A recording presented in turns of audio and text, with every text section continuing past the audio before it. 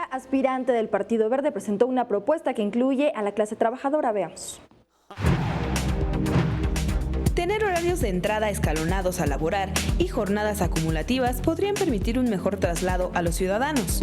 Así lo indicó la candidata a la jefatura de gobierno por el Partido Verde Ecologista de México, Mariana Boy, durante un recorrido por 4 estaciones de la línea 9 del metro. Este será un horario diferenciado, para empezar, para servidores públicos, con horarios diferenciados de entrada y de salida a los centros laborales y un acercamiento también con las instituciones educativas para que podamos implementar el mismo sistema. Indicó que más del 30% de los usuarios hacen 2 transbordos para llegar a su destino.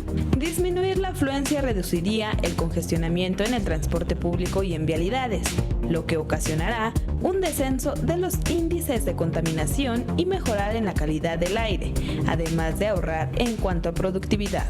La deficiente movilidad en la ciudad, un estudio del INCO nos demuestra que se pierden más de 33,000 millones de pesos anuales por pérdida de productividad, y esto se debe precisamente a la deficiente movilidad que tenemos en la ciudad. La candidata informó que de ser electa no subirá el costo del boleto de este transporte y que se construirá una línea del Metrobús en el sur y otra en el oriente de la ciudad, además de capacitar a los elementos de seguridad que laboren en estos transportes para que sus funciones sean eficientes. Con imágenes de Javier Martínez, Iraíz Morquecho, 21 Noticias.